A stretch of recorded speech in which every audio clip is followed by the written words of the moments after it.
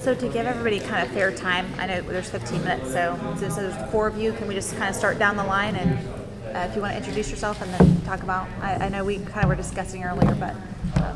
Sure. My name is Desiree Whalen, and I was just reading about the goal of the supportive environment for teachers and staff, and I think it's what I have a problem with is I think teachers and staff don't feel comfortable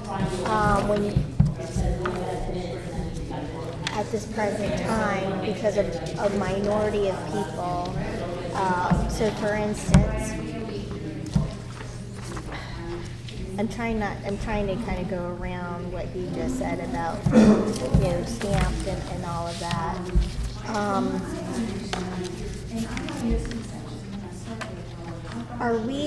I don't understand how one person or such a small amount of people are able to dictate what a curriculum or idea has been in or around for a while, and their entire life seems to be upended by it. And my feeling is it's a public school, and if parents don't feel comfortable with what the public school is doing, which is a majority, and it's not going to always make everybody happy. There's like what you did. You took your kids out of school. Homeschool your kids. There's programs outside of the school. My kids are in public school, so. Well, I think you took them out for a while, didn't you? No, ma'am. And so okay. But I think I don't. It kind of is. You're having teachers just forget about becoming teachers because they're so afraid to just allow their children to think, providing curriculum that allows them to think instead of just these multiple questions because you have one parent who's upset by something. I mean, I remember when my kids were in elementary school, and if they had children there who didn't participate in the holiday festivities, they got assigned something else to do, or they went into a different room. If you don't want your kids reading certain books, then don't go to the library that day. I don't understand why we're having to, and I guess this kind of comes back to being in a supportive environment because that parent is abusive and taking it out on that teacher. I mean, I hired a teacher because she got tired of one parent, that was it, who constantly yelled at her during COVID, and that was it. She was done. They're already stressed to the max. They don't need, and then not getting the support from faculty, and then it just continues on. I hope that makes sense. Could you expand on the not support of faculty that you're discussing? I guess to allow it to keep moving forward, to get to the point where it's now in front of the Board of Education. It should just be, that's it. This is the rules. If you don't want your child to learn this, if you don't want your child to participate in this, then that's fine. But ahead of time, these are some of the things. It's a public school. Go to a private school, go sit out, but don't mess it up for the rest of the students who want to learn about these things or participate in it. Can I add something in here since I see our time going? Yeah. If you don't mind. Keep things. If you've only got a certain amount, 15 minutes, so, could one of you two keep timekeeper, maybe Chris here, because that would only be fair to everybody. Absolutely. For those of So us I guess Absolutely. I'm just going to throw something out about that. We all know what's going on in Florida. The teachers are not safe. They're taking all their libraries down because they're criminalizing having a banned book. Exactly. But tonight, so I understand the support. So the slippery slope is we must support our teachers. That parent was supported because she was given an alternative, but that wasn't good enough for her. Okay, it should have ended there. So, but I would like to get into the other aspects of this since our time is short. Could you introduce yourself? they know me. Yeah, we met Cash Hood. beforehand. We sort of started talking Yeah. already. Yeah. So I'm a retired teacher, and I sub in the school system currently. And I used to sub the whole gambit, and now I've gotten down to only elementary school because it is so difficult to be in high school and middle school, and different schools have difficulties with students, on different levels. And the better the administration is, then the better the behavior of the students are, and that's what I have learned. But what I want to say about this is that the teachers need to be supported in doing things. The reason why children act up is because they've gone through some sort of trauma. Either they're in a broken home, they're homeless, they're in an abusive environment, they have specific learning disabilities that they come to school with that they're embarrassed about. And when they have this myriad of things going on in their lives, food insecurity is another one. We have a lot of students here in New Hanover County that suffer from all of these things. So they come into school and they're upset, they're angry, they're embarrassed. So what do? They act up. They're behind in their studies, and so they want to mask that in the classroom. They don't want anybody to know it, so it's easier to misbehave. Okay? Now, they do that with teachers. Teachers have some support in the schools to deal with that, but they're stressed out because there's too many students that are going through that and they don't have enough resources. Substitutes are in a horrific position because the kids don't know us. We weren't able to form relationships with them, which is what saves a lot of the kids with the teachers. Once they bond, okay, then they can start working on their stuff. But it doesn't happen to a substitute teacher, so they attack us in different ways. All right, but the teachers must have more resources. For example, you need more tutors. There are not enough tutors in any of these schools. You're dealing with 12 low-performing schools. You've got to have the tutors in place. You have to spend the money to do it. Your substitutes should be, as much as you can get them, retired teachers, because they go in, we teach, we don't babysit, and that's what you want. Now, I watched the schools last year stop hiring tutors and instead try to find permanent subs because they can't get subs, because they're not being paid enough and because the conditions are horrific. Okay, you could fix that if you paid them more money. There would be more subs, and if you used retired teachers who know how to handle those kids. So they need to come in, the tutors need to come in, pull students out. When students are really struggling, they're embarrassed, do one-on-one tutoring for a while, move them to the point where they can do small group tutoring. Well, you'll be excited. We secured funding for 2 schools to have intentionalized tutoring for math, and that's 2 of our priority schools. So that is secured for next year, as well as we have grant funding for 2 other schools to help with that intentional interventions that we're Okay, talking and they about. also need the reading and the writing. The kids can't write Oh, to absolutely. save their lives. Absolutely. They haven't been doing it. These are things that are seriously lacking. If you bring the resources into these schools and alleviate the need for the teachers to work so hard, give them a break, give them more planning time. They're not getting enough planning time, and they're very stressed out. That's why a lot of them are leaving. Yep. Did I use up all Nope, my you're time? good. You're good. Miss Justice. Hi, it's nice to see both of you. I think now you know exactly what it was on the other side, and things are not going the way the public enjoyed. We are teachers. This is a mess. I fear for school 2 weeks. I actually have 2 kids in school. I taught for so many years. I'm very upset with the leadership. There's one main thing we need in this district. Well, 2. Resources and knowledge. We have the resources. It's sitting in a bank, $1.5 billion. I watched you during the budget cycle when I was on the board. Some of you actually stepped up and said, "Why aren't you using that money?" See you in office now. Ain't happening. I see a superintendent. He's never fought for it. In fact, he didn't even fight for an increase when we should have had one this year to study that money in the bank. He has. I don't want to hear about it. I've talked to him 2 times. I'm sorry I'm gonna have a tough, see, that's what he's gonna say, it's not our money, yes it is, it's a sign, excuse me. It's for the NHCW, it's for your community college, it's for all of the educational systems. I read the contract, and the very first thing is public schools, mainly the ones that kids are attending every week, and UNCW are peripheral to what's needed. Now, if you guys want to go ahead and ignore that, the public is not going to. We got the same situation going on. Okay, Mr. Faust, or Dr. Faust. Okay, I'm glad you're sitting here and listening to this is for the public. Okay, don't defend yourself, you know where you're coming from. I am very upset that you didn't work harder with the county commissioners to get that money. Very upset that you're listening to this kind of rhetoric, which is a spin to try to keep from facing what that contract says when they sold that hospital.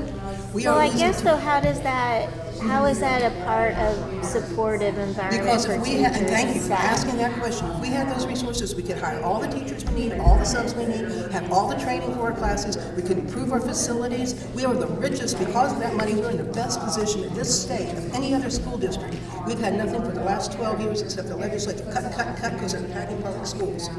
And that is why our schools are in the shape they are right now. Our own district resegregated intentionally, I think it was back in 2012 or 13, our schools, and that's why we have these low-performing schools now, because we have high-poverty schools. Instead of facing that problem, which I tried to, they have ignored it. We actually have a superintendent that blamed it on the teachers that the kids are failing so bad. This district needs better leadership, it needs more competent leadership, it needs to look at that money, it needs to be spent wisely. We have teachers that are in crisis, which you just described. We have lost just about most of our good, experienced teachers, and you can't have a good school district, and you should know this, both of you, unless you have good, experienced teachers at the helm. You have now canned the curriculum. You've taken what kind of creativity and touch that professional teachers have in the classroom and placed it in some ridiculous, scripted process, and that's another reason teachers besides. So okay, I'm done. Right on going.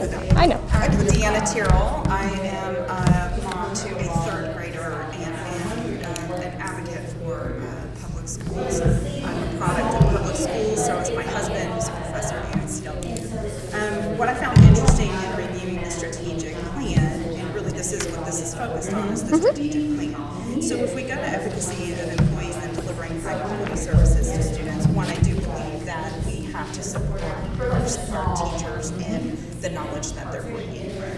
I fear that this board undercuts the value and the education that our teachers come with. These people are earning master's degrees, higher education, and they're being required to learn all kinds of things. So that's aside. One of the things I didn't really see in here is how do we connect to a sense of belonging to teachers? So yes, I do feel like pay really does help, but you give someone an increase and that helps for about 6 months and then we're back because we haven't solved the underlying problems.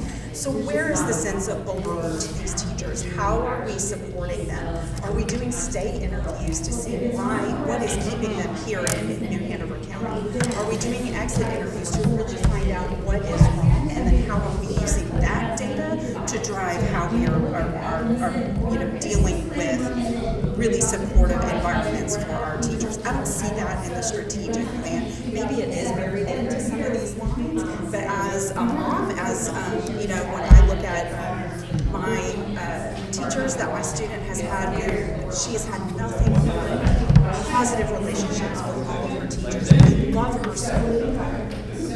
But what would happen if Mr. G left? What would happen if these other teachers left? And that has happened, and we've seen in some of our classes where teachers are leaving in the middle of the school year, and that really should be sending a message. So I would just like to drive home, like, how do we get in that sense of belonging? Because that is what keeps people together. And I know that I talk too much almost, but I want to inject this. I worked hard to get a task force for a climate and morale survey, and what happened is it never happened. There was a little game where they put it off and put it off. I'm talking right now. He was in charge of it. They put it off and put it off. It's falling apart. Nobody's followed up on it. We did a whole survey trying to find out what was called the teachers. They're not following it up. they need to. We need a teacher survey, a yearly teacher survey. And we had and one, and they didn't pay attention to it, and they didn't follow through with the task force. They had 2 meetings. The second one was mainly administrators. That does not help And the to teachers. speak to what Deanna was saying, we do exit interviews. I've talked to staff who have left the district, and how often do we do state interviews? I don't know if that's every. Oh, the work conditions are every 2 years. Every other year. So it's every other year. And it's published. Yes. So And- yes. But we had one last year for our current teachers, and they didn't follow. Remember that. I wanted to say one more thing.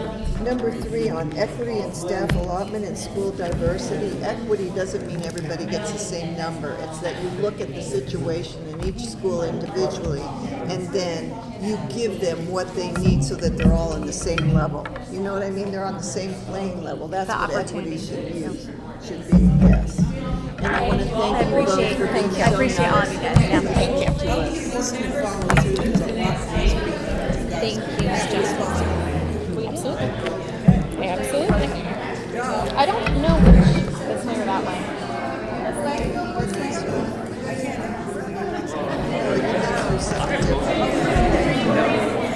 I might stay here for 2 rounds. Because Judy's here. Hey. How are you? In case you don't know, I'm Pete Wildeboer, Stephanie Craybill, Stephanie Walker. So, and thank you all for being here today. I went out the window again. All right. I sent you an email on that stamp on the banning of books. I sent it to everybody. Thank you for your response. Thank you for your response. Thank you. I don't know if you got it. I don't know if yours went to junk mail or what, but I There's did. that problem too. Can we just get everybody's name so we know who we're talking to? What are we are a table. I'm Desiree. That's right. Nice to meet you. But I don't. Thank you again for Which being here. column are we? I don't. Oh, there she is. Okay. I didn't know what column I was in. Okay, I saw you. I'm Chas Hood. Chas Hood. Okay. Thank you. Judy Justice and ma'am, what is your name? Okay. Okay. All right. Okay. What we got? Well- How we doing? Same way? Well, we should, I don't know what you guys are doing, but we probably need a time limit situation because the one thing I talked about. I would Never. love it if we could start Yeah. that because we started with B last Let's time. go down Yeah. there. I Yeah. Why don't we would start love to there do and then you know, Yeah. like I said, like we mentioned the other table, if we run out of time, there's another group coming behind us, so you can Yeah. share with them too. But Yes. I can't do that any timekeeper because I'm not supporting. oh, you will. We got Okay. time. Pete's got the time up there. Yes. Okay. Oh, yeah, you got the big Oh, job. you're alone. Okay. Okay. Well, would you like to start? Okay, so Deanna Tyrrell, I am a mom of a 3rd grader here in our district, and I am a product of public school. I believe in public school and public education, and that's why I've thrown myself into this discussion. So I am an HR professional and really dug into the strategic plan and kind of looked at some of these things because this is where I live and breathe. Thank you. Normal, day job. So, you know, along with like just supporting our teachers and the education that they bring and honoring what it is that they're bringing to the table to our schools. One thing that I really wonder about is I talked a little bit in the last session about the sense of belonging, but also I'm a firm believer in DEI and what that can do for your policies and procedures.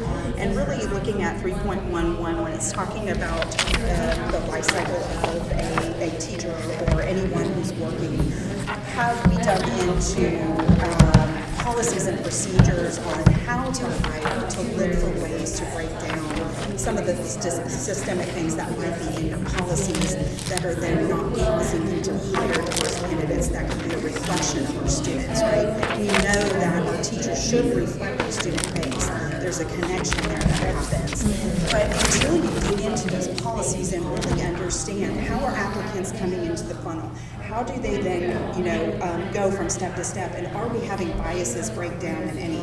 Are we looking at that data? How are we determining what's happening and where those biases are creeping in, so that you do get a better diverse pool of candidates. So I kind of see that all happening, and I know this is something that got the green light right when we got the update, but I wonder, it's not just about the training, because the training only goes so far. It's really about looking at your policies and procedures and seeing where that breakdown might happen. Well, one of the things I was going to, and Dr. Barnes can jump in, one of the things I know that we're doing there is we do have a chief equity officer who one of his charges is to, kind of keep the pulse on what's going on there as well. But we also, do surveys of our teachers to see how they're feeling, about working and that kind of stuff. So, and then that's what I know from the HR world that we were doing. You have fairs in a lot of different places. We do attract a lot of people, and if I don't know what the ratio is of who comes in and how much we hire, but Dr. Barnes might know that. And I was just going to throw in, because I do know that in discussion with Dr. Barnes, we reach out to a lot of traditionally African American HBCUs. And obviously, we're not number one anymore, unfortunately, but we're in the top 3 as far as being able to give a supplement. So and we also have the beach. So that does pull a lot of great candidates this way, and that's what we want. We want the best of the best of our candidates. But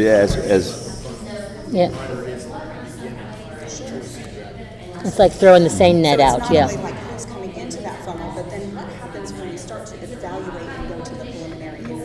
Because that is where the bias starts to creep in, right? That's when you start to see where our non-white candidates or our women candidates don't progress through, or in this case it might be a male candidate that doesn't progress through the pool. So I'll just say, because I was like ADI chair for 2 years, that was one of our subcommittee goals. That was one of our committee goals, and that was to address, the problem with not having teachers that look more like our student population. I think Dr. Krause has done a lot with doing the MOUs with, HBCUs, and hopefully that's working out. I don't think I've had an update on that, but it's a challenge because teachers are a challenge, period. Like, there's a shortage in the teaching profession. But do you have any thoughts on how that's going? Of course, our parts gets the problem side.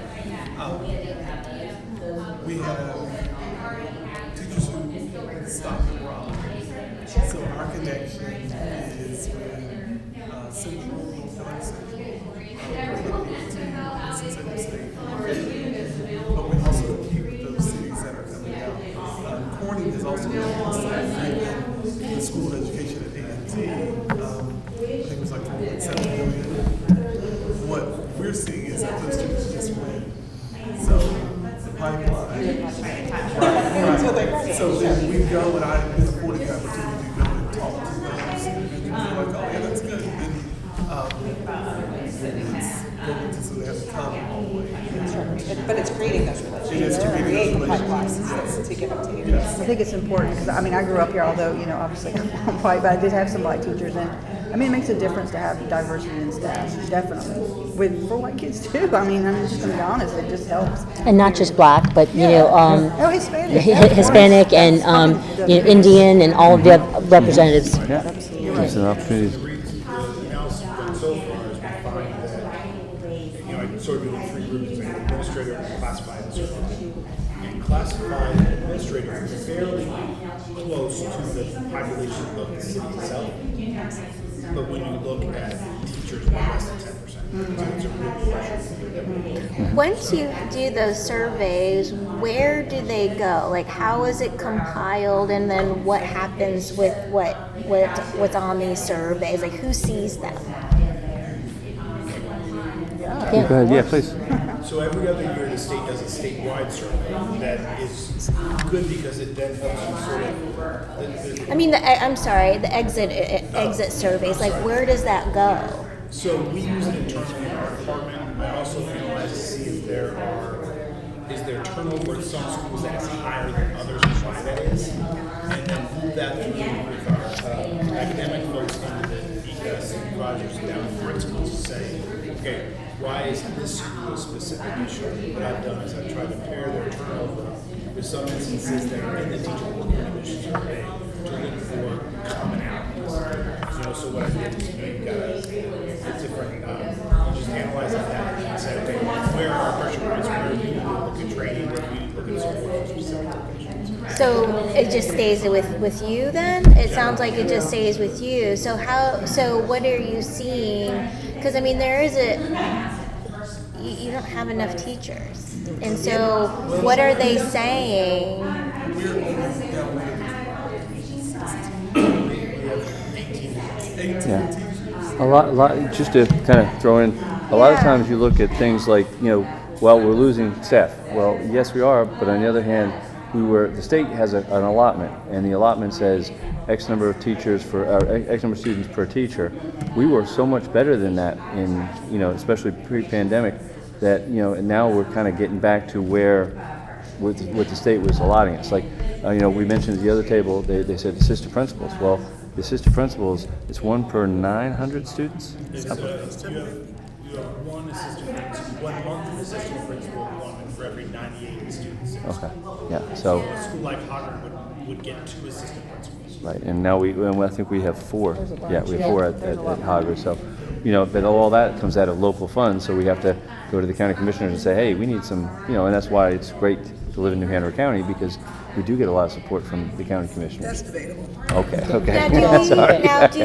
I mean, is there a commonality of why teachers are So exiting? you have seen a lot more. So generally, and I don't know if I want to Go ahead. but generally you're looking at about a 16% turnover nationwide. 8% of those people generally move around inside the profession. That's what I got with some of the Utahs. Right. And then 8% is the professional. What's compounding that problem is there's not the same number of teachers coming in through the pipeline through educational programs. So some attrition is natural, and some attrition is healthy because you need the Right. professional. Last year and the year before, our attrition matched almost exactly the state's attrition rate is higher than I wanted it to be. We're higher. I'm sorry? We are higher. But we weren't higher than the state. I mean, the state report showed that we were right almost exactly the same. Yeah. Well, I guess before our time is up, I guess I would like to say that from what I've seen in subbing in different schools in this district, Thank you. Thank you for subbing. Okay. Okay.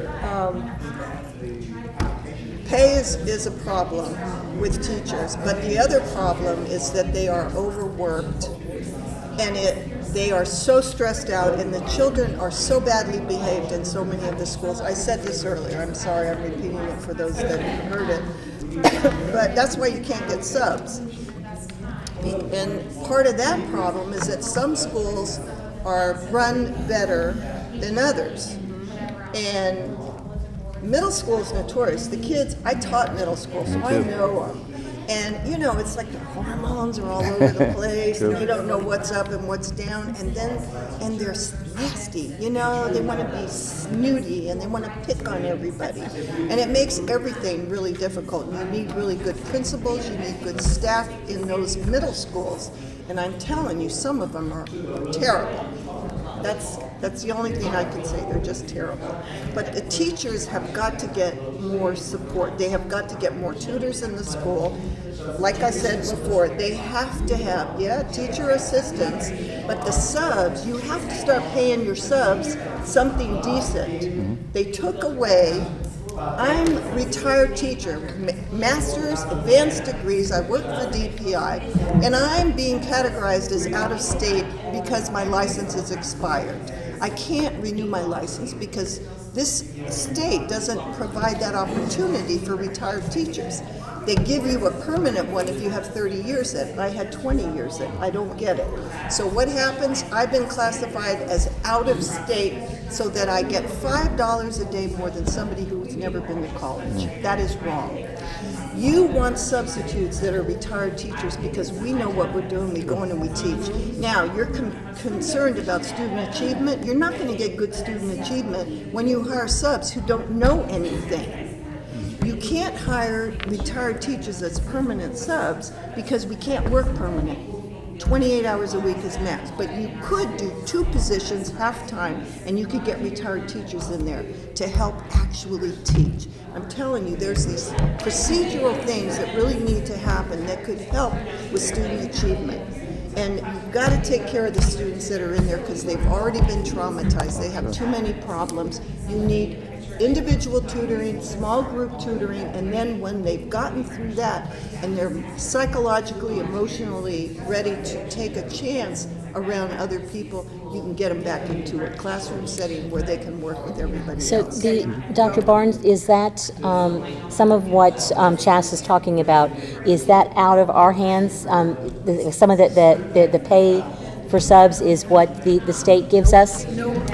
We pay more than the state affords. Okay. All of our programs are subs do. It is typical for a currently licensed teacher to receive more than someone who either it's expired or You changed that. Let's be honest about it. You told me yourself. You changed it. I used to get paid the same because I have the experience, right? So then suddenly I'm considered out of state. That doesn't even make sense. I was never out of state. My whole career was here in North Carolina. You did that to save money.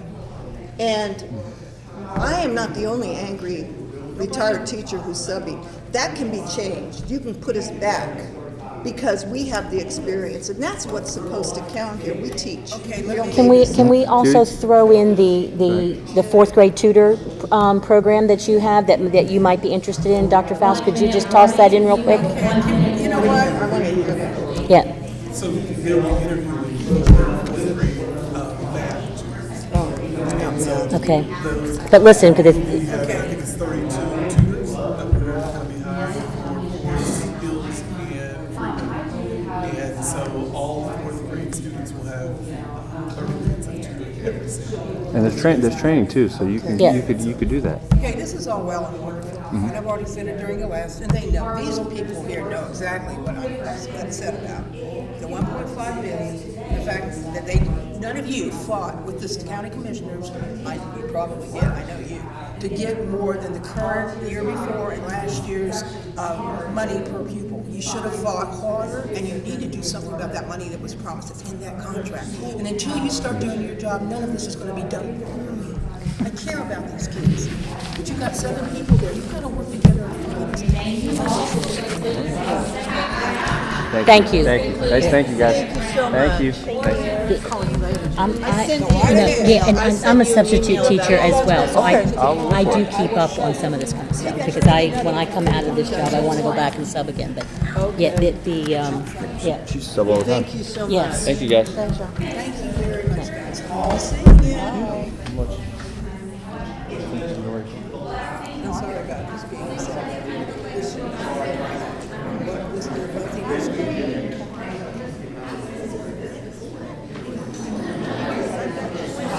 And by the way, this one, I respect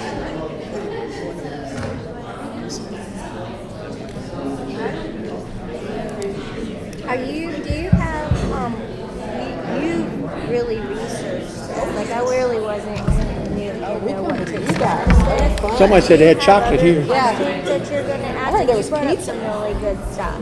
I really want to know what happened to the task force. This man right here is going to be the perfect person to talk to you about. Which task force? The one that you fought to get the survey for, the one we fought to put together, the one that fell apart after the second meeting. Okay. Time is on. The best way to answer you is, you tell me who was in charge of the task force. He was. It's Dr. Barnes there. He took it away from us. I was trying to get in charge, but he wouldn't let me. The task force. Okay. We are here to talk about supportive environment for teachers and staff on your strategic plan. So clock has started. Okay. Who wants to go first? I started last time. And if you'll say your name, just because it goes onto the recording, I know you did each time, but people might look at I'm glad this is each one. Hey, this is Judy Justice. I'm going to say the same thing I've been saying the last 2 sessions. We've got the resources in this county to have probably the absolute best school district with the best working conditions for every one of our employees. And I have not seen this before. But I was going to get a bunch of other people that would fight for the resources that were promised to us at the hospital cell. And because of that, we're stuck in the position we are now. Because the state of North Carolina is undervaluing our public schools and trying to do away with them. It's the opinion of most people that are educated about public schools. What's your question, Ms. Justice? It's not a matter of questions, it's a discussion. Okay, well, my concern is why, well, you know what? Let's go back to the task force. When I was on the board, we had this task force that Dr. Barnes was put together. It took us almost a year to get it going. Teacher morale was horrible at the time, and we were losing them in droves. And so we finally fought enough. Mr. McManus here got us a survey and showed how horrible it was. You can read it, it's online. The task force, the climate survey. It took us after we got the climate survey. It took 5 or 6 months to even get it going because Dr. Barnes took it over and nothing was happening. We finally got it going over part of the summer. We had 2 meetings. The first one we actually had a group of employees who were representing other schools. The second time it was probably 70% of membership and us.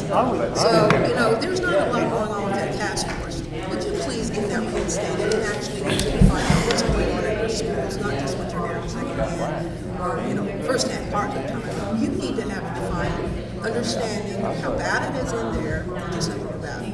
Ms. Joseph, did you attend the meeting the other night with the endowment where they announced what they were going to do and they had time? I think they had time for questions. Application. Listen, I have read the contract. The endowment is $1.3 billion, I think, and the county commissioners have control of $300 million that they can use immediately. And that contract says, number one, first thing, public schools, they set up their endowment. The county commissioners and the people in charge of the endowment, if there was the will on the part of you guys, the will on the part of the county commissioners and the public, could get that money because it was promised and it's legally ours. We don't even have lawyers, and we haven't had them since I've been on the board, that fight for our kids. You've got a new lawyer, I know that. Why don't you bring it up with him? We've got people writing grants right now to be ready for September 1. That's the process that the endowment has set up to follow the process. No, you don't, because you're not. The process was originally that this Okay, I'm sorry, yeah. but we're here to talk about We're here to talk support about for the supportive environment, for not to teaching go back staff. and Did you have a criticize or question re-go back to past history. Well, I have actually been And speaking hope y'all get a chance to but, speak. I think she has a really good point with, and don't feel that you're repeating yourself, but But you're repeating it to us. You're repeating yourself. So I would tell us just your name say- for the recording. Okay, Chas Hood. And incidentally, I didn't realize the format, so I spent the time, I wrote mine, but I emailed it to you, so we'll have it afterwards as well, and you can look at it. My issues are that the teachers are underpaid and overstressed. And all I have to say is they're underpaid. But the overstressed part, we need to support them more than they've been supported by adding more tutors in the classroom. We desperately need tutors in all these classes. Children are not performing at grade level. They're not performing at grade level because so many of them are traumatized because either they are homeless or they don't have any food to eat at home, or they're being beaten by somebody at home, or they have learning disabilities. And so they come to school and they start acting out. And I've seen this because I'm substituting in the schools and I used to teach. So I know how they treat me, and boy, I'll tell you, it's pretty bad in certain places. But they're acting out because they're below grade level and they're embarrassed. We got to get them up to grade level. Throwing them out of school is not going to do them any good because then they roam the streets and then they get into gangs. We want to keep them in school, but we don't want the teachers to have to stress out trying to behave, get these 2, 3, 4, 5 kids to behave while he or she is trying to teach the rest of the class. So we need resources in there. Behavior specialists would be a good thing. But tutors, pull them out, start them. Some of them need individual tutoring in the beginning, not forever, but just one-on-one until their skills are until they improve. Then once they get that far, then you can put them in small groups and tutor them in the small groups. And then once they get through that and you can see that they're doing it, you can reintroduce them into the classroom and they won't be so bad because they'll be able to do the work. They also need socialization. They need counseling. Guidance counselors used to actually do guidance. And for years they started doing testing.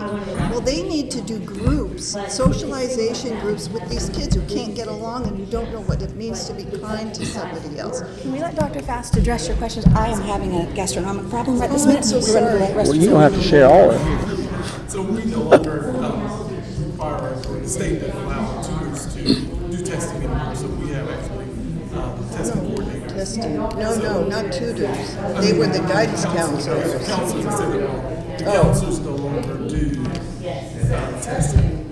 That's the same thing. Okay, we good. actually do the counseling portion of it. Right. Of course, as far as the tutors, we're working on the tutors. We are with Ed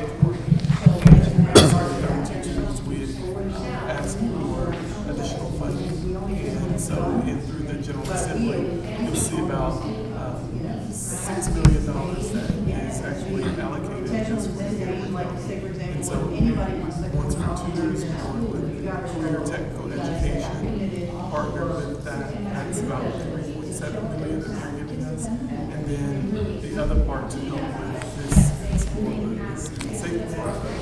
$5 million that is going to security systems. So $5 million out of $6 million is going to security. That's what was given to us. No, it's $7 million. Just breaking it all down. Okay. So what about reading and writing? Because the kids can't write to save their lives. They're in third grade and they can't write a sentence. Well, we are doing, we're doing some dollar work in the area, reading and math. Which we could actually talk about our current test data, but the state has to list that on the 6th before we can do that. But our district did extremely well, and so I mean, we have quadrupled some of the areas that Well, I'd like to see what the schools are because I have been in so many schools, and even the older kids can't write a sentence.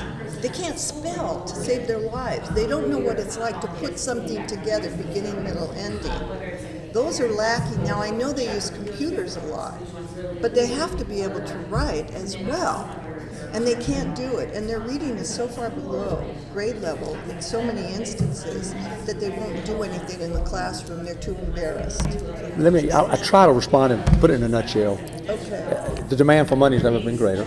The cost of doing anything has never been greater, and it's grown by the time I finish this sentence. We need new schools. We need to build on new schools. If I'm correct, we don't own a piece of property. We got one piece of property River Lights gave us. No developers have ever been made to give us land, so that's going to cost. We need to redo New Hanover High School. We need to improve teachers' pay. However, our teachers here are not by any means at the low end of the spectrum. I'd like to wait and see what our test scores are this year, because that's kind of a format for us to see where we are or where we aren't. But I will agree with you, and I've said it publicly, and it's been recorded, and you've heard me say it. I think we ought to look at greater expectations for summer school in the literacy and the math. I think we should consider taking some of the, even though they may be making progress, which is great, but I'd like to see maybe some of these really, really low at the very bottom, understandably socioeconomic reasons. Year-round school where we can do intercessions, we can take some trips and get a peripheral of the world, but I think we need to have a better expectation for summer school. So I agree with you on that. And so, but the test data will help us. But I used to think, being a high school principal all my life, I could run everything. But in a business like this, everybody in the world has, and you need everybody to have input because it's just awesome. The monies, we got that. What Judy's brought up many times.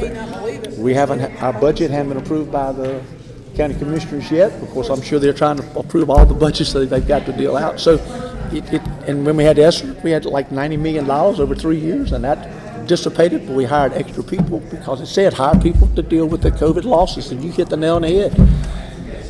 We're passing kids who can't read and write and do math. Right, and you have to pass it. But what's the teachers are told they better pass but I can't come up with an answer, and I made a living doing this. You can't have a 12-year-old in the third grade, so all I can say is summer school, remediation, more tutoring, and I'd like. Did you mention year-round school? I did mention year-round school, but I think we ought to go so far to take kids out of PE a couple of 3 days a week, or an art or music, and they've got to do their literacy, elementary, and math.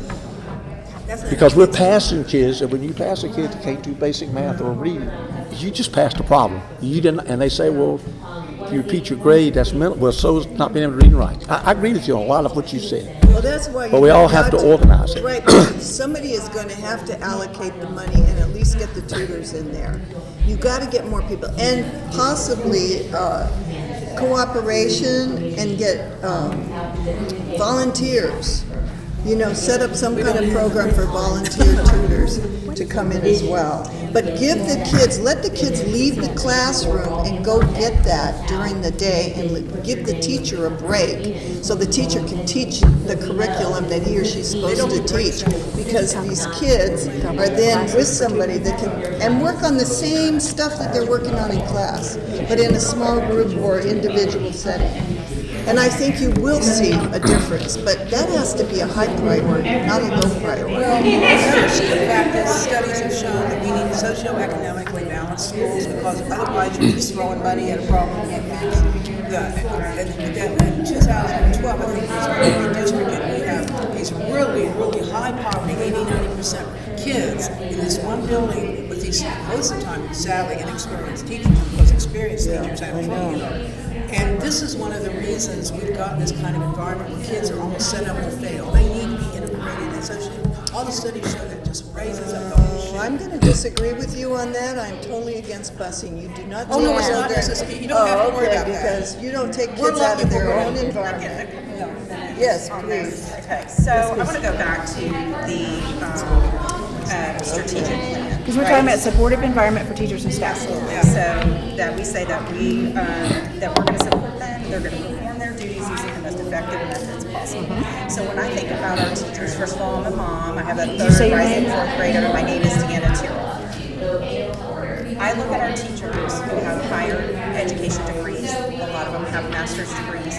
In our strategic plan, under efficacy of employees and delivering high quality services, we have a ton of things that outline the extra trainings that they need to do. So we are expecting our teachers to undergo ongoing training, and I love that about our teachers.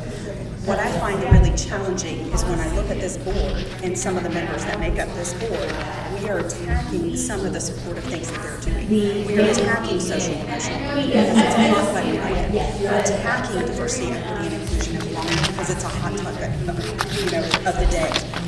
Why is it that we have it? What is that doing to support our teachers? What does that say when y'all are up there on the dais and you're hacking away at items like social emotional learning that is built in, that is there to make our students stronger, better behaved? How is that supporting our teachers? That's my question. That is absolutely critical. Great question. Thank you. Well, Well, I would like I to have hear not, from- I've not supported any of that. Yeah, I know. You're being doing this. You have a 1-minute warning. Yeah, why don't you give us a minute of why it is this is going on? If you look at our strategic plan, academics for this year is our number one goal. And we've been focusing on academics. And we're seeing the staff do a good job of bringing them up. We've got some good news. We've got the tutoring program. We've got a couple other things in the works that we can't talk about yet. So we've been focusing on academics because if our kids can't read, if our kids can't do math, just like you said a few minutes ago, it doesn't really, some of this other stuff just has to take a back seat to it. We've got to get past this milestone of such low proficiency. We have to. We're graduating kids who can't read and write. That's criminal. But that's why we have to work with them socially and emotionally.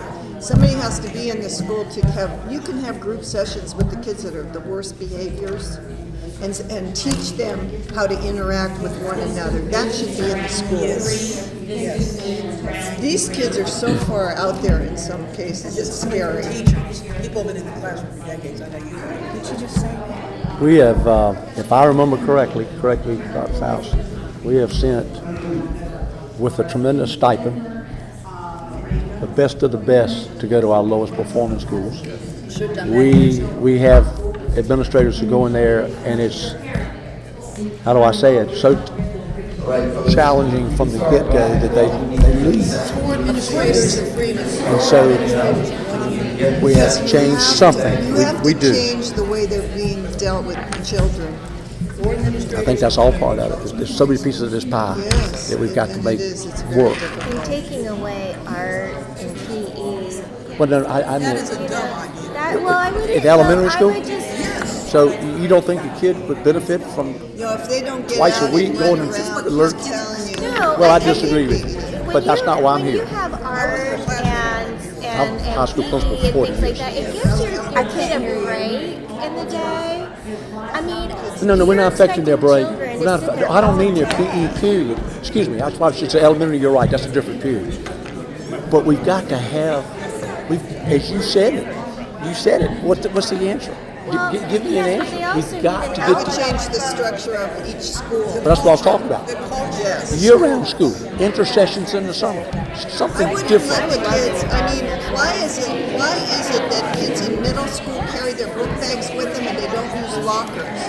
Why is it they have phones everywhere and they're on TikTok? Okay. A lot of the You guys are Yes, they have excused. lockers. A lot You of guys are schools- excused, and the next round is going to happen, and I have no idea Some how of the that's going to schools- happen. But thank you very much. I'm sorry. So I don't know where we go next. I don't know what we're doing. But I know we don't belong here. So maybe we go to that table. Let's just try that. Sorry, you think, no, you're going to get it. No, I agree with that's what you do. Oh, I can take it. I know you do. It takes the whole band to play together. You do the same things, you get the same results. We've got to change something we're doing. Thank you. I appreciate your Thank things you. too. Back to this.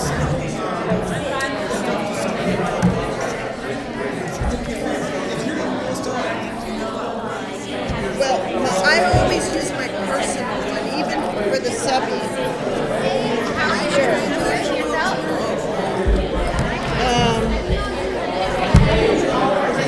Can I have that copy?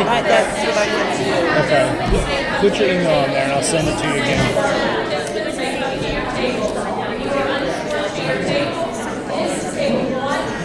So, hit your cell on there. There you go. Do you know, have you done, I was looking online, have you done any college coursework, anything like that in the last 6 or 7 years? Not since I retired. Okay. That was 2014. Okay, because I'm looking for some ways to use for CEU credits.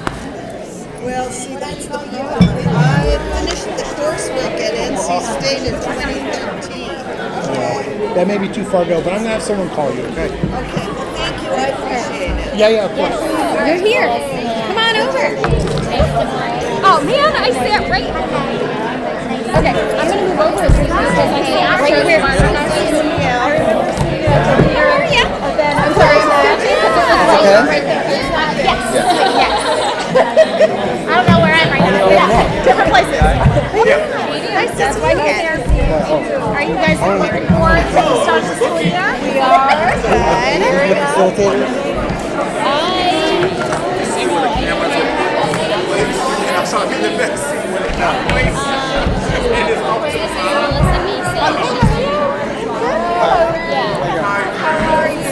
I have a hard time hearing you. Seth works. He works for PE. How you doing? I'm Seth. Okay, Seth. Nice to meet you. I'm Kristen Wright. Kristen, nice to meet you. Now everybody's down on that again. Megan Seth. The last session, everybody was like right over there. Oh, well, there we go. We'll be more comfortable. This is a terrible. I'm gonna scooch. Yeah, Jen's kind of like this is not the best, so I'm just gonna move that chair. I don't mind sitting next to you here. Right next, I sit next to you frequently anyway. Yeah, if we see. How was the rest of the ACES meeting? Oh, it went well. Oh, yeah, it went well. I mean, I think everybody's kind of encouraged. I met her. She's Louisa, but I don't know if she's. You know. Yeah, definitely. I'm really hopeful. Yeah, same here. That it goes really well. Yeah, I think that it's gonna be. I'm trying to like kind of prep people. I do, yes, I do. I'm trying to prep people that it'll be like a lot of listening. It's not gonna feel so actionable, and I think that that's okay. You got one? You're good. Hey, Sean, how are you? Good. How are you doing? I'm good. Excellent. Chairs all over here. I know. You're going down one. So who's going to be timekeeper? So much for the Dr. camera. Barnes, is that you again? So I can time. Okay, you be timekeeper. Oh, thank you. Just to respect I'm not great. 1, 2, 3, 4. So there's about 4 minutes per person. There you go. Look at you. Good evening, everybody. I'm Sal Cardella. I am the Hanover County School Chief Communications Officer.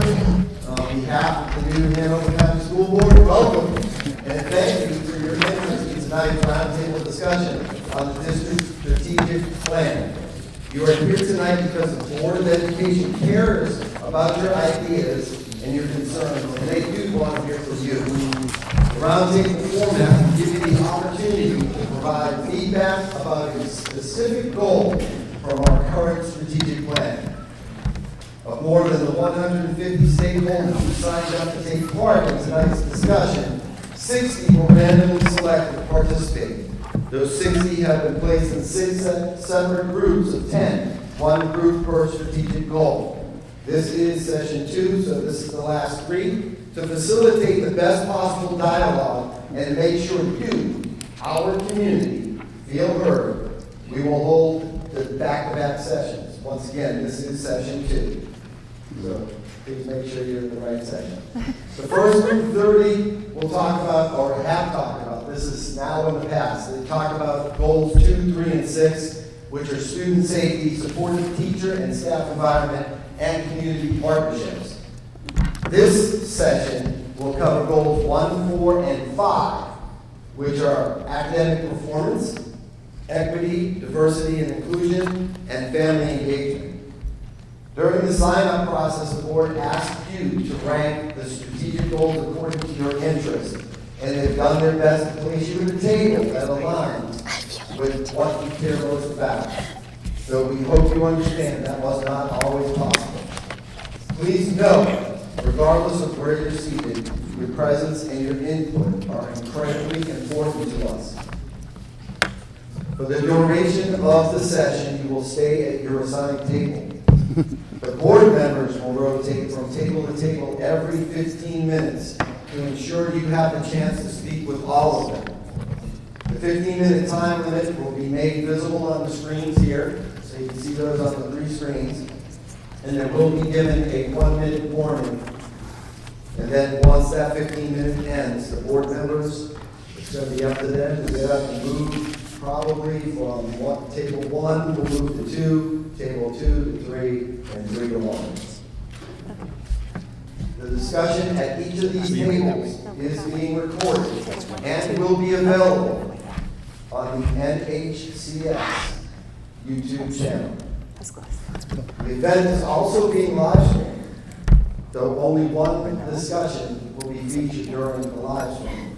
But then again, they will all be available afterwards on our YouTube channel. Oh my God. Please note that board members will not be at liberty to discuss or comment on anything associated with the book stand, racism, anti-racism, and youth, as it is still undergoing review. Thank you. So it's still ongoing review on that. You are welcome to email them, though, directly if you would like to share your opinion on the issue, or attend the board hearing that will take place right here on September 1st at 9 a.m. That will also be live streamed. Remember, this is a dialogue format, and be respectful to everyone. Please check the list on the screen to ensure you're at the assigned table. Place your phones on silent, and thank you again for being here tonight. Right now, we're going to have this also read in Spanish. Buenas tardes. En nombre de la Junta Educativa del Condado de New Hanover, les damos la bienvenida y les damos gracias por el interés en la mesa redonda y en la discusión que se va a tener esta noche sobre el plan estratégico del distrito. Ustedes están aquí esta noche porque la Junta Educativa está interesada en escuchar sus ideas y sus comentarios y quieren escuchar sobre ustedes y las ideas que tengan. El formato de mesa redonda les va a dar la oportunidad de proveer retroalimentación sobre las metas específicas de nuestro plan estratégico actual. Los invitamos para que participen la próxima vez que tengamos esta oportunidad, porque van a haber intérpretes y personas que van a poder ayudarles para expresar sus opiniones y preocupaciones. Gracias. All right, thank you very much. And as soon as we're ready, we will start the clock.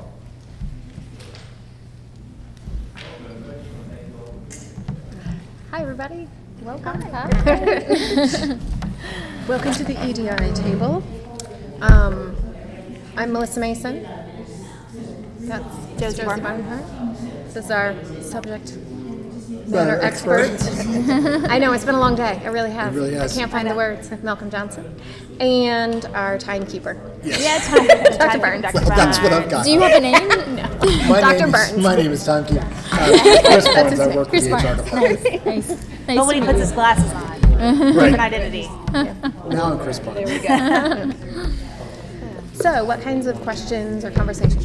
Yeah, we can absolutely. If you could briefly, just say your name and parent, part of the community, whatever, that'd be awesome. My name is Megan Demolina, and I am working in the district as a school counselor. I also have some school,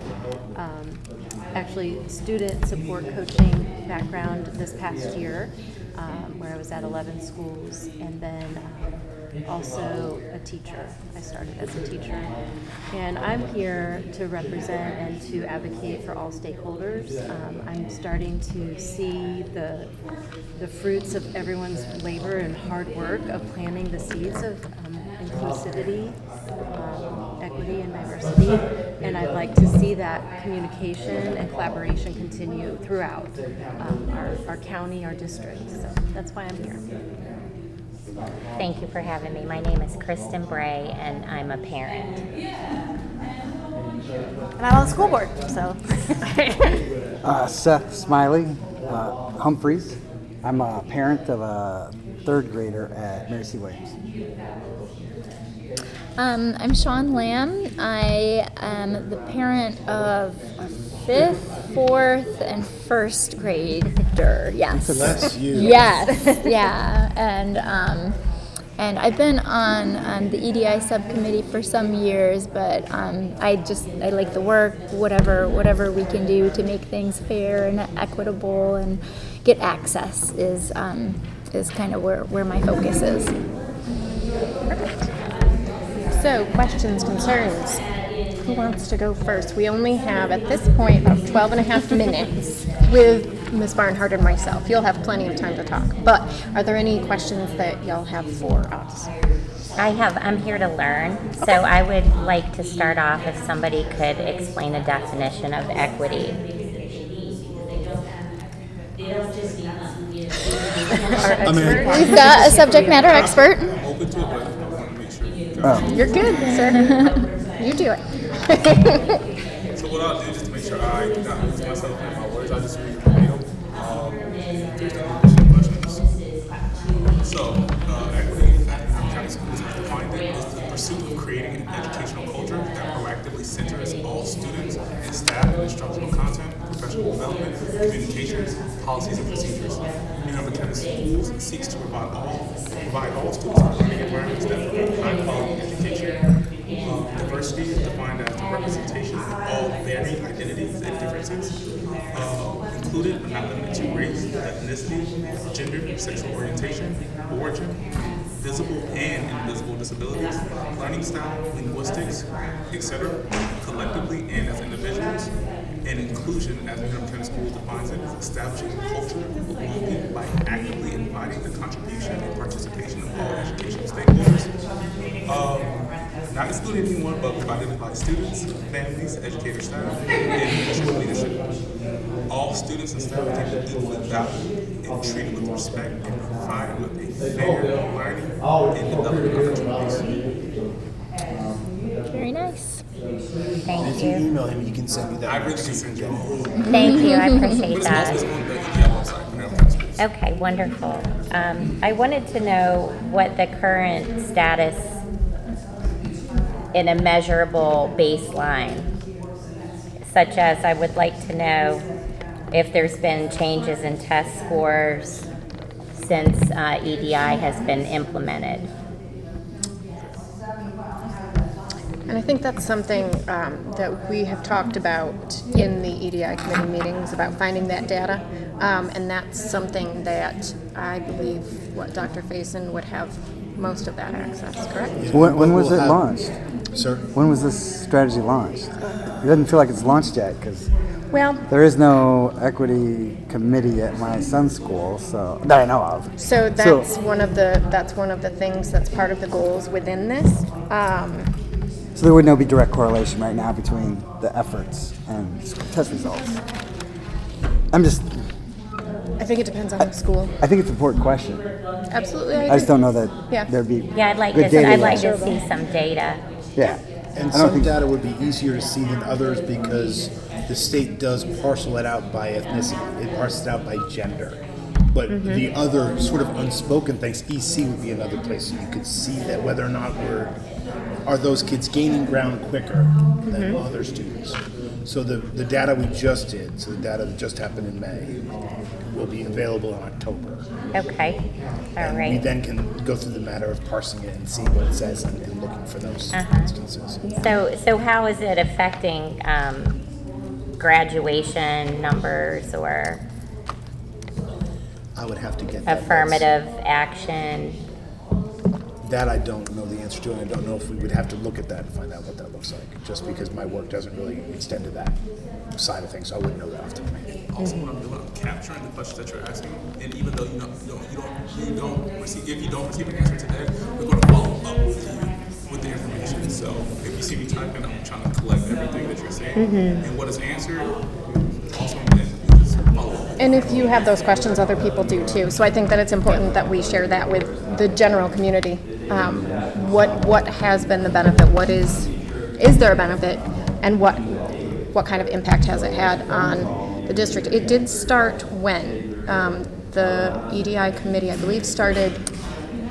It was in 2019, I believe. Yeah. When it would be data- applications were taken. It Yeah. would be data collected from 2019 until now. And I will say that, and I don't have it for all sorts of like marginalized populations, but my focus is not always, but often on AIG or special education, a lot in special education. And when special education students are included in general education for in a higher percentage, both their scores and typical children's scores go up a pretty significant amount, like 10% when it comes to test scores, and that's due to just the need to differentiate more, catches more kids.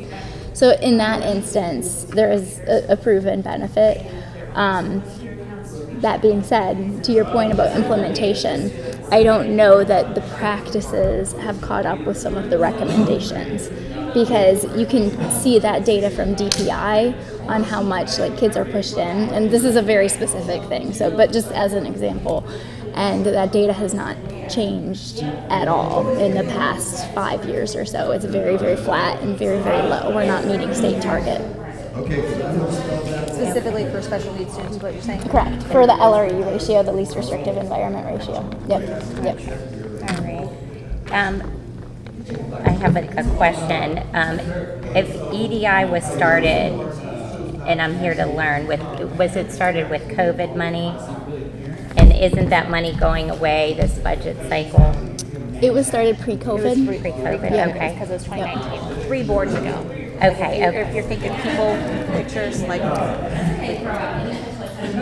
I know timekeeper, so I want to make sure that everyone Oh yeah, has 6 minutes left. Let's I love the questions. These are Yeah, I'm good. just very interested. Yeah. Okay. And there are other data points beyond academic as well, such as attendance, behavior. There are even identification into special ed. There are other data points that I think speak to this work that aren't specifically academic. A lot of times we look at the academic because it's every year, we see it every year. That's our outcome measurement, but there are a lot of other variables to look at as well. I think that a lot of parents, and myself included, do have that academic concern now. And so it's when you're talking about the behaviors that you're seeing improvement in, you're probably leaning more toward the teachers and the individuals working with the kids. And so I do think that we do need to broadcast all of the information as far as behavior improvement, but I think that the community is most concerned about the academic improvement that this does or does not bring. I'll say in academic space, the thing that's most concerning to me is that my kids have, what's the word? Some of my kids have access to different academics than others, and I think that that's not appropriate. And I think a lot of that's just driven by like programs and practices and things that like are, you can change, one can change, and I feel like if my daughter learns Charlotte's Web when she's in 3rd grade, so should my son, and that's not really happening right now, and that is related So you're to saying inconsistent academic yes, opportunities. Yes. So to add to that, I think I'm also a parent as well. I have 2 students in our district, and I noted the other day when we were at an orientation for Isaac Bear students, and they are issued a laptop, which all high school students, middle school, and then eventually elementary school, which is to get that access. However, UNCW is not compatible with the NHCS laptops for the testing app. So it's something that can be worked out. Right. But again, Do you know if Cape Fear is as for well? all students means our high achieving students and also just socioeconomic. So do I know what? Do you know if Cape Fear is compatible? That's another great question too, because I started thinking like, well, we probably should look into this. Right. And then they're using Outlook at UNCW and we use Google. So it's just this shift and really kind of peeling back the layers and thinking about equitability, being equitable for all students. That's a good thing. We actually in policy we talked about dual enrollment. We postponed discussion, so I'll bring that up in part of the conversation to make sure that the technology that we're using is compatible with that. Because what I've found is there's a lot of overarching things that kind of have just been, it's just that's the way it's been done. It's just the way it's been done. Right. That's and so to see that and to be intentional about that is thank you. Yes, absolutely. And I feel like today too, we're talking about the teams, the equity teams that are being formed. That's one part of the strategic plan, but I also wanted to bring up the really important, valuable piece of that connection that everybody in our district is working hard to build relationships, not just with our students. So when we talk about equity and we talk about diversity and inclusion, we're also talking about humans, all the humans that we work with.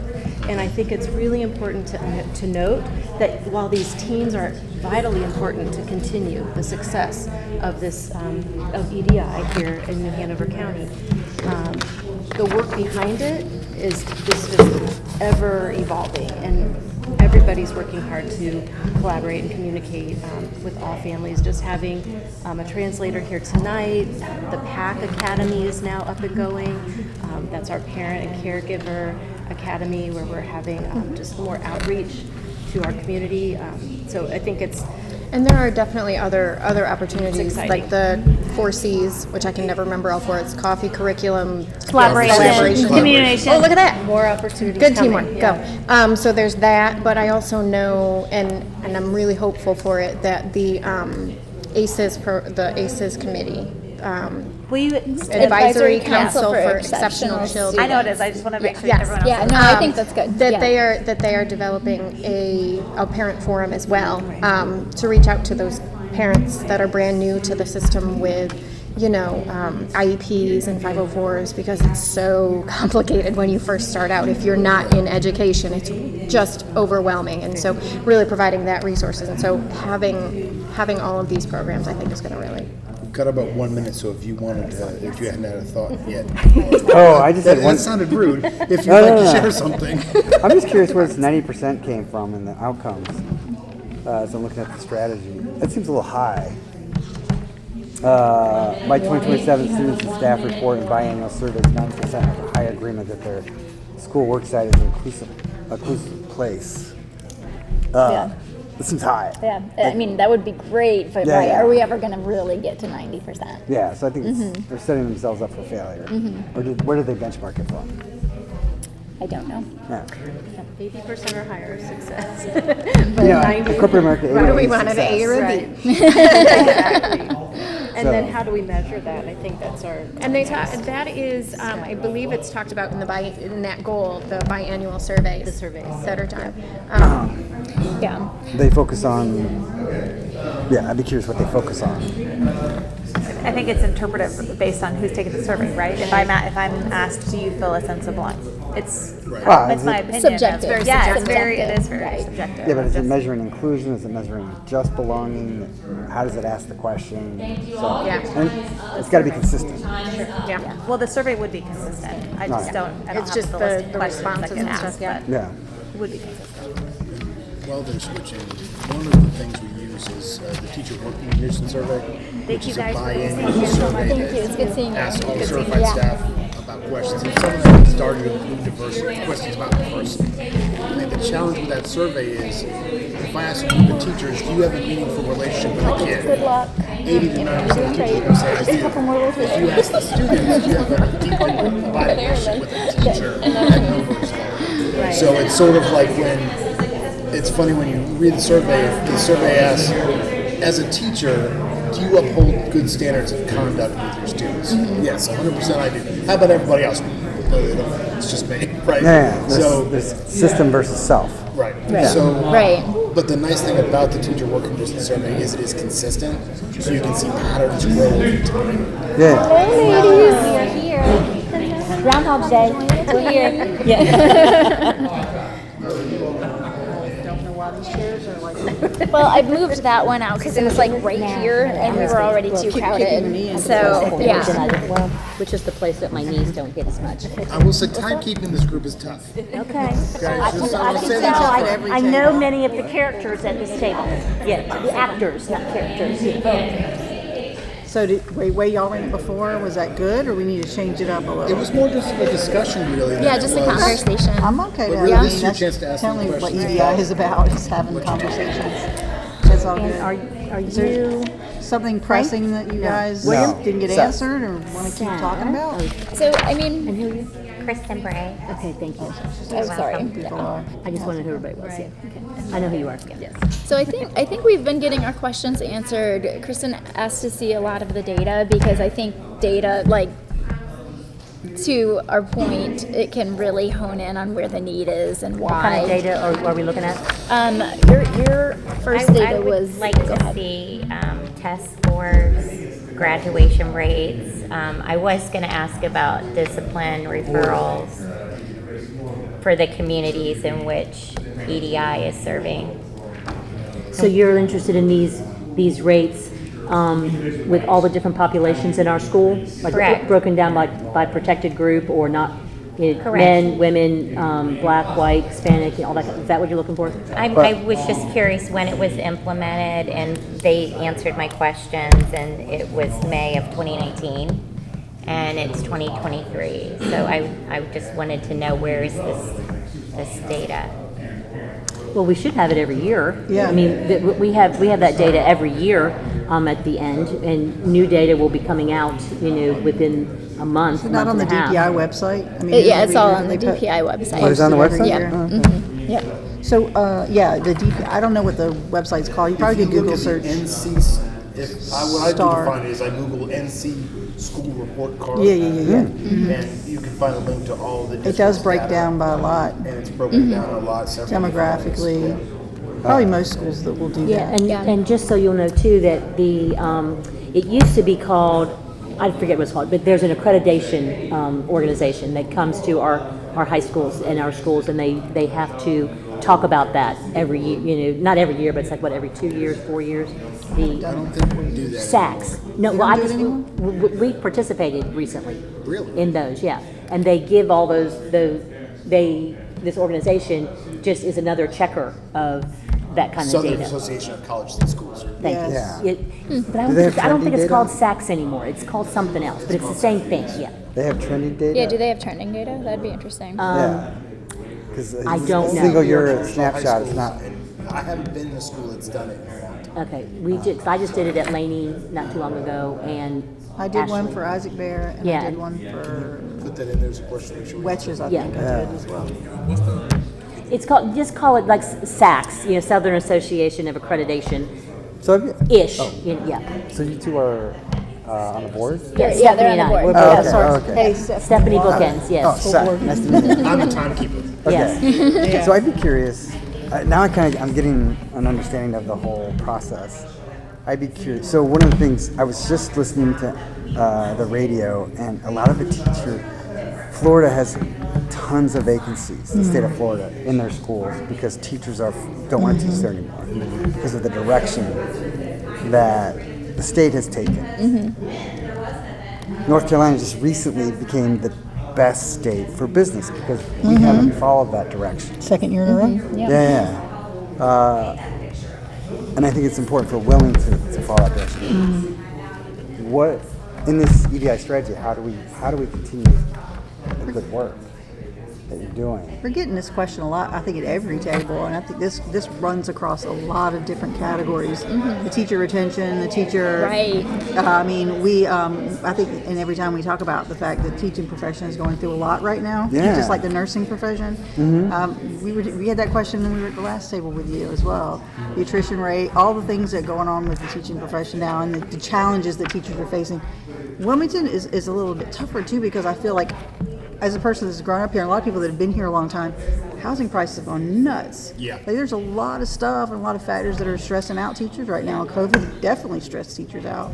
Well, specifically in Florida, they just don't feel like they can teach now. Right. Right. They don't feel like they have the professional discretion. To, I mean, to make good choices, and that's my concern. Not we about are housing hoping prices. as a board to keep that discretion as a positive. So that the teachers will feel like they're professionals and can teach like a professional. So let's not use Florida as our benchmark. Well, no, but I think, I think it's a good point though, because there have been, just in my sons and daughters' school alone, there have been 3 I consider very regrettable losses out of the county and or to private schools, and so there's there's a persistent cultural challenge that how can we make sure their needs are met? Like if I'm asking them to be more inclusive and teach my son as well as my daughters, that's not necessarily, there's more differentiation, like we talked about, that one would have to do. And I know that they're very well trained, but I don't want to add to their burden. I want their job to be easier, and that I have less control over because there's more systemic challenges. So what can we do as a board or as community stakeholders to help make their job a softer place, Well, I know that Dr. Barnes had mentioned at one of the tables before that we have like a 16% turnover rate, which is nationwide. Explain that. Nationwide versus us. Yes, jump in. Nationwide, there tends to be about a 16% turnover. So about 8% of that 16 moves around the profession, right? So my husband moved to North Dakota, so I'm going to teach there, kind of thing. The other 8% tends to leave the profession altogether. We're not getting 16% drawback in from the universities at this point. Right. So the competition has gotten stiffer. We don't have as much of the concern as other places with recruiting and hiring. We opened this school year last year with 6 teacher vacancies. We're online to be less than 20 at the moment. Congratulations. But it's a constant challenge, and then you need to retain. Right. I don't want us to get confused though with retention being the same as building efficacy in teachers, because some turnover is healthy. Yeah. Right. Right. Right. That's fair. And so sometimes, and I'll be the first one to tell a teacher, if they hit their 30 years, you need to retire and double dip somewhere, because you've earned every single penny and you need to maximize your retirement, which is regrettable, but I'll be the first one to snatch an experienced teacher from somewhere too. So it's sort of a very, I would say, and I'm sorry I shouldn't say this, people don't quit jobs, they quit bosses. Right. If we can get our principals as effective as we can possibly make them, retention will take care of itself, because people have choices where they work. I feel like since we're at EDI table, point well sorry. taken. No, No, I'm not saying anything about it. No, great points. I think I know what you're getting at. I think I know what you're talking about. I think we want our teachers to have the freedom to teach perhaps we're talking about teacher autonomy here. Is this what we're a little bit Yeah. talking about? I Right, mean, just we not to have to worry- teach to the test. Like test scores Right. are very important because they're a measurable thing, but I don't want them to have to teach to a test, right? Mr. Humphreys and Miss Lamb, you are in Actually, the my last name equity. is- it's Smiley. hyphen Smiley, Humphreys. I'm so sorry. That's You okay. are in the Equity, Diversity, and Inclusion committees? I am. You Yeah. are, He- okay. Zeph is not, no. Okay. Yeah. Do we know the turnover rate for teachers seems a little high to me? Do we know why? So the That's turnover- nationwide. What is it? Right. For us, we mirror almost exactly what the state's turnover is, which was between 12 and 14%. Okay. However, that's higher than we would want it to be. Now, I will tell you, over the last 2 or 3 years, COVID has been a thing. Okay, it just has, and a lot of folks who've been able to retire and maybe putting it off have retired. There was a report just done the other day. The state has not passed their budget yet, and there are teachers who are waiting and not taking a job because they don't know what their raise is going to be. And so it's really a many varied issue. If you ask me what I think an appropriate turnover would be, I would want to be somewhere around 10%. Because again, some freshening in the water is healthy. You get much higher than that, and I think that you may be losing people That are regrettable. who are regrettable. Right. However, some of those people retire. Is there a Some question? people I move. have a small business in Wilmington, and I send out a questionnaire when someone leaves. Yes, Do you do that with your teachers? we have exit surveys as well. And you're getting some feedback as to why they're leaving. And then we track that against, I use some other points from the working condition survey to look for common things that are concerning, and then I funnel that back to talk with the principal. So if I feel like that school's turnover is higher than the other places are, why is that? And so we monitor things like I that. think we're getting ready to get another one. Do you have data on that as well that you could provide? I don't know if I'd have to see where I had it written down. A lot of it is me scanning these different issues and problems and then zeroing in. But I mean, we have that data. We have especially a teacher working condition survey that shows some of that information. And I would like to add, since this is the Equity, Diversity, and Inclusion table, is that we also, with our families and our teachers, our community isn't always as welcoming for families of color and different nationalities. So one of the things that, and I'm part of a group where we're looking at that, is how do we keep our people, how do we make our community inclusive and welcoming, and that will mirror in our schools. And if our schools can do that, then maybe that can flow out of our schools into our community. And if our community can do that, that will flow into our schools, and people will want to come here. So if we're talking about it from the equity, diversity, and inclusion point of view, not only are we talking about our staff, but we're talking about our students and making sure that everybody gets what they want. So does that kind of answer some of your questions too? The and the teacher retention, it's not just money, and you know that you stay at jobs, not like somebody had mentioned, maybe you just said you quit your boss. That it's intrinsic things that. That's why HR has so much turnover. Yeah, I mean that's what you do. You don't have to necessarily make a whole boatload of money, even though that's nice. But if you're happy in your job and you like your coworkers and you feel welcome in your community, then you're going to stay there. And so those are some of the kinds of things that our board, struggles with, as I'm sure you guys do in your own businesses, your own workplaces, your own neighborhoods, own places where you shop. So I just wanted to toss that and see if that was.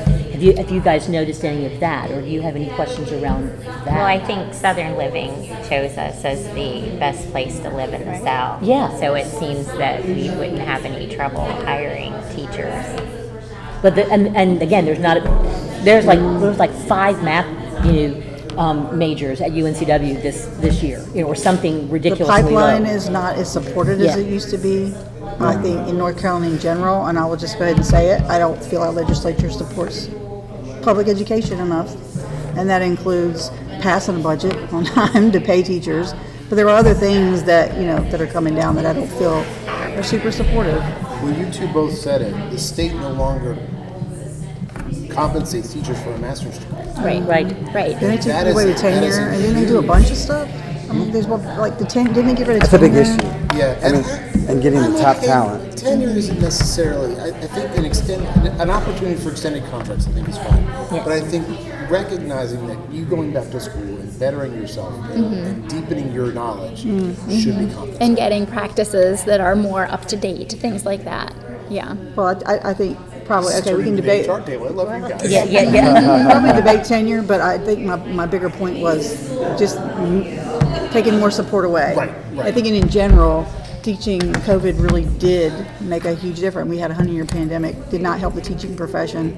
I think a lot of people, even personally, probably said, do I want to keep doing this? Is this worth it to me to be this stressed out? And say with nurses, you have a daughter that's a traveling nurse. They're tough jobs, and they got stressed out during this COVID. Or you found out that, dang, I like to work from home. And so I'm going to find a job that I can work from home. Teaching, you can't work from home. See, You've I gotta be will in front of your challenge students. us though to not blame it on COVID, because as I said about the data, like and as Seth said earlier, the practices haven't even been implemented, and a lot of that, COVID was an excuse, an understandable one, catalyst. but Yeah, I think now it's just a it's stressor. done. Yeah. Right now it's done, and so if hopefully we'll I see don't some see the rebound. numbers moving in AIG or in special education, which I don't in special education, I have not seen recent AIG numbers, then it begs the question, like, are we really changing the practices that need to be changed in order to move the bar on these? The only way we Well, do if you that. find any in here that you don't think we're doing that, then email us. And things that you see Right. from your own lens, because we may not see that Yeah. from our lens if we don't have Yeah. a special needs kid, or if we don't have a child in the AIG program. But I Because most of us on the I would board just say to don't have Sean's kids. point, it takes political will though, and I don't mean just in party politics, I mean political period, to say, this is the stuff we gotta put our energy into, and that goes up and down the chain. Like, we gotta say, this is the problem, let's do something better. You know what I mean? Yeah. And addressing it early enough to combat those things. And I hope there's a rebound. Right, because there is, like, if you address it early in elementary school, then you kind of grow those the gap opportunities for widens. their children before, right? So it is important. That's definitely an EDI issue. Yeah. This is great. You guys have some good stuff. And so now you get to ask them all over again to the next people coming through. Unless you got something new. I didn't think about doing that. Thank you for signing up to come, because this is a step in the right direction. My oldest son has autism. Oh, okay. Yep. It was always a challenge because they were like, well, we'll pull him out and do this. I'm like, no, that's not Yeah, what just schools are like, He needs right. to integrate. That's what his goal was. Right. And then when the academics started achieving, they said, well, he doesn't really need EC services anymore. I said, his goals are not academic, they're social and emotional. Well, I got brought in like literally a month into kindergarten, and they very seriously put me at a table, and they were like, "Your son's not keeping up," and I'm like, "He doesn't have to." And he's a month into kindergarten. Like, that's the whole point of an IEP. He's hitting his stride. Give him Right, Yeah. it felt like just a tool for, Boys. We all treat it wrong. How are you? Hi, how are you? We're a sense of Manus is coming. How's he doing? Slow. Oh, great. We're very happy. I love where he's at. I will say I have a lot of anxiousness for middle school, and I haven't gotten a lot of answers or responses on how that will look. So I'm working the system. Service-wise, that's all. Right. Let me give you my number when you leave. Absolutely. Yeah, that would be awesome. Yeah, thank you. I appreciate that. So we were talking about COVID a little bit. What's the future for the committee if there's not a budget for it? That's a great question. Yeah, that's a great question. I don't know that I'm the right one to answer that because I have no input into money or budget or anything. So I'm not the right one to answer it either. I have no idea, to be honest. Well, I mean, I'll take a crack at it. go for it. Why don't you And jump in but as well? each session is recorded separately, so if you'll say your name and say the question so that it'll be on the recording. Okay, but just say it anyway. Your name? Thank you. Kristen Bray. I think a lot of what we're talking about here is not a financial shift, but a cultural shift. And it's hard to put a price tag on the money for what we need with this, but what we really need is to impact on everyone's mindset. So there's obviously other things that need to happen there, but speak to what you're thinking about that. So there's physical implications to any type of program that we're trying to impact faculty, whether it's the training, like EDA training and development, or just supporting, I mentioned earlier, equity teams, or whatever entities like Student Voices. So there are budget implications for this work, but recognizing that that is something that doesn't rest at the district, that rests with our school. Yeah, I was looking at strategy. Yeah. I was thinking all these different committees, all these different activities at each school would take a much more significant budget than they have right now. 'Cause it seems like I think there's most one of it headcount. is volunteer hours. I mean, Well, right now. So how does? What Right. do you all think is top-down support then? If it's all volunteer hours? Tell me your name. Is there? Oh, I'm Seth. Smiley. Okay. Is there top-down support? Can you introduce yourself real quick? I don't know if everybody knows you. Okay, I'm Pat Bradford. Thank you. She's on the school board as And well. Mr. McManus. Hi. Yeah, and so is, and that's Hugh McManus. So I had a question to start out. I was asking for some data.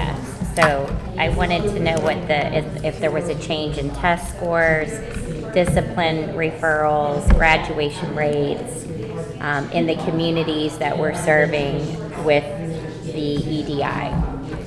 And they did say it started in May of 2019. Yeah,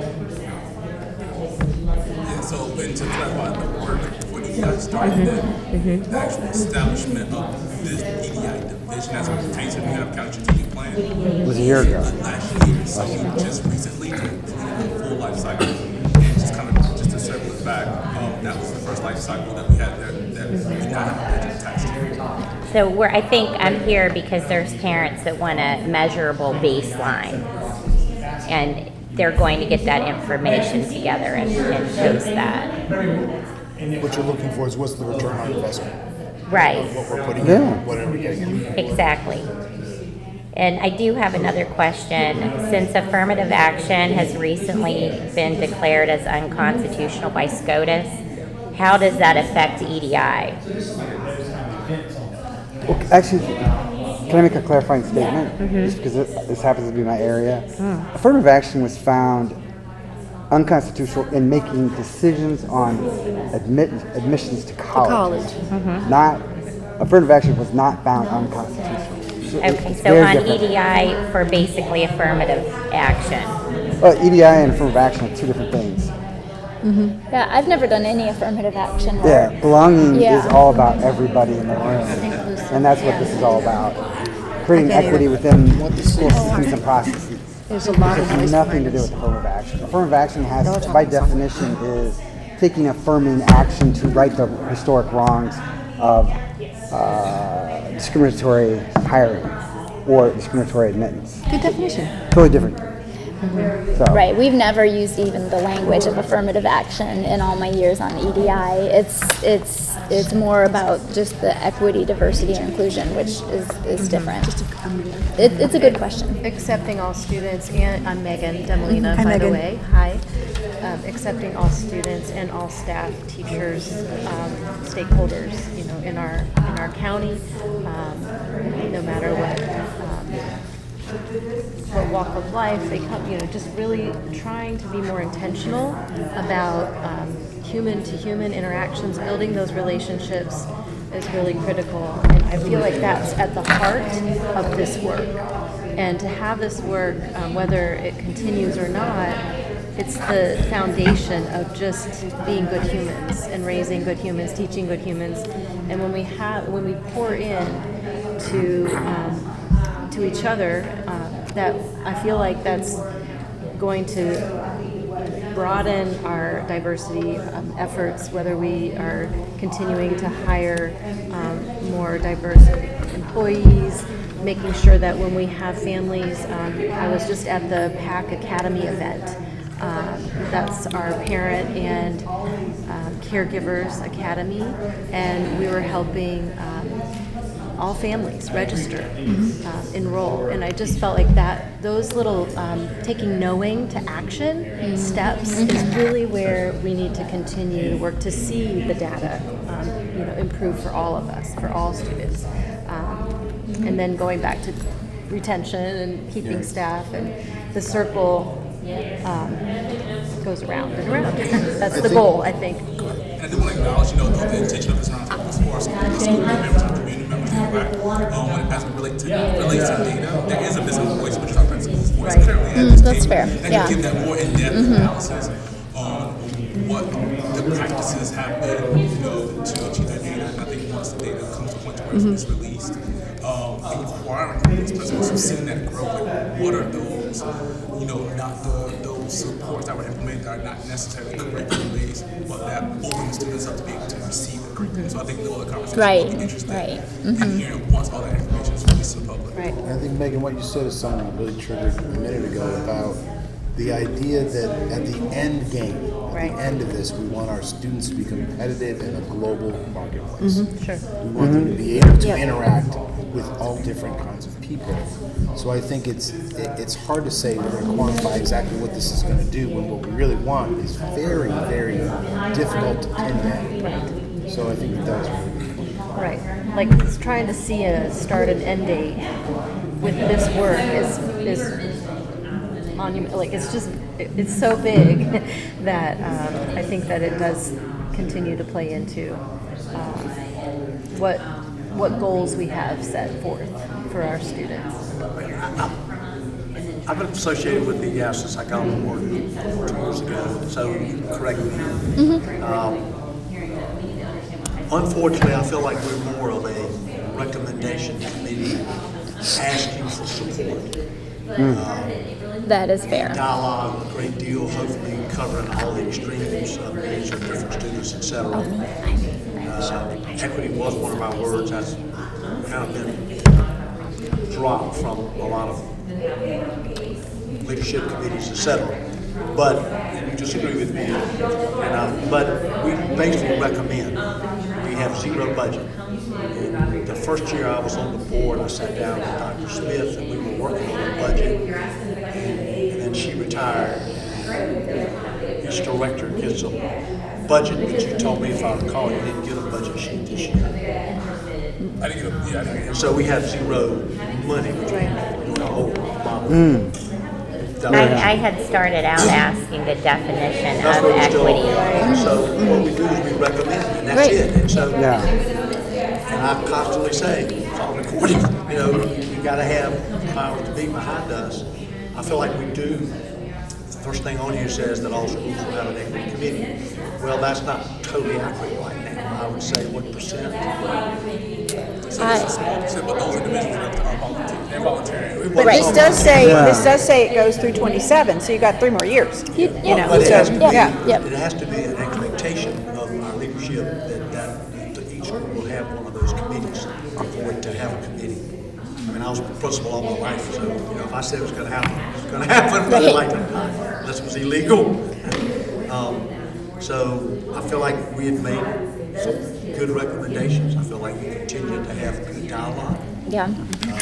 I mean, if you look at the strategies of the goals, there are strategies that were worked on with the department executives and at the time, but right now my question is, have the strategies been implemented? And Seth, you touched on that earlier, and in many cases they have not yet been, perhaps because they don't have a budget, perhaps there hasn't been the will, but there I think, though, to your point, if we look at the decisions that are being made at all levels with EDI, one example that came to mind the other day was just the fact that this year it worked out that one of the open house nights, there's elementary and middle school. We want to include our families and our caregivers too, who are working, in this economy right now, to give up 2 nights. Let's say they have an elementary school student and a middle school student. So that may or may not have been intentional. I'd like to err on the side of intentional thinking and planning behind that, but those types of decisions where we're connecting with our community, our stakeholders, and we're honoring, the working family members who it's hard enough to give up one night to go to open house, and to really break down that mentality or mindset, like you were saying, Dr. Barnes, about, oh, well, that family didn't come, they don't care. They don't care about their child. No, that's, we need to just collectively, through the work of EDI, keep finding ways to reach people and get them to feel like they belong in the schools. One thing I will add, because like you mentioned, all this work, there are budgetary implications, and some of the work does not have budgetary implications. Right. And focusing on things that we can do right now. So one thing that I found to be super effective is that one person, one situation, I can't be everywhere. Right. I'm intentional about making sure I'm a part of the strategic planning committees, for, whether it's for any type of training, any type of thing that impacts our students. That way, at the minimum, that intentionality. Exactly. Right. You have that individual who's going to ask those later questions, being able to ask that question, anticipating who's going to be in the room, and are we planning for them in that space. So, though you don't see that, and that's not on full display, those are the acts that are taking place. Those equitable practices, that take place to build most of what you see. Though you may not never see an EDI shout out or highlight, EDI was in the space when it was created. Right. I think EDI is in trouble. It's great cheer. For instance, Abby Nobles in New Hanover had a equity leadership great program at K through community college. Had some workshop. Last year, we're seeing less and less schools that are having equity teams. This year, you're going to see less and less. I understand already. They didn't have enough money last year to even take buses, and so we made that work. And but I fear that will go away as well. I'm just trying to be honest with you. Right. I appreciate that. Back to zero budget. And what was the attendance? But it's not just zero budget, it's expectation. And it's dialogue. And so if you give me 5 priorities, TBI's fifth, I'm not going to go anywhere. Yeah, but you have to understand budgetary. There's just so much money in the pie. And last year we had between 90 and 100 million extra dollars. Okay, it's called ESSER money. It's running out. Right. So all the people that were hired, and all the programs that were funded, there's not any money for that. We're getting ready to have a finance committee meeting in a couple of months because we want to get together with the county where our money comes from and from the state, but the more precarious is the county because they're already talking about shrinking their budget. They shrink their budget, they'll shrink what they give us. So we're going into a leaner time. We've been very fat. The last couple of years were fat, even though they were traumatically horrible years. They were fat with money, and so you just expect that to happen. And you just have to tighten your belt and figure out how you're going to do things. The doctor's HR hat on. My son card just died. Oh. Good luck. Thank you, Dr. Barnes. We got 46 minutes, or seconds. Yeah, you're But, good. so when we talk about diversity, equity, inclusion, or equity, diversity, inclusion, we're talking about culture. And he was just talking about turnover.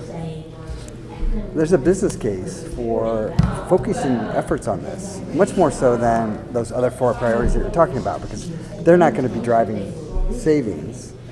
Like reducing turnover will drive savings, or increased productivity, because we've made it a place where research shows that 54% greater productivity when you have a sense of belonging in the workplace. So there's such a I don't buy into the funding thing. Well, but we have to understand this. It's on that sticky note on my thing, on that little orange sticky note. I do understand where they came from. It's from COVID. One thing you need to understand is in this making the shift of how do we carry on this work without the funding? What do we need to do to continue building the climate and the culture? Let me reassure you that culture is extremely important to this administration. They talk about it constantly. We're working on it constantly, and that includes every aspect of what you want. We don't have to have dollars, but the driving force behind creating the culture that we need is huge in this senior office staff. It really is. And it starts at the top. It starts with the superintendent. And it is. And you're going to see a big difference between this year, right now, and 1 year from now. You mark my words. You'll see a big Culturally? difference. Yeah. That's exciting. Yeah. No, it's very exciting Yeah, time. that's It's great. very exciting time. Good. We're going to have less money, but we're going to do more. It's going to get better. It's exciting.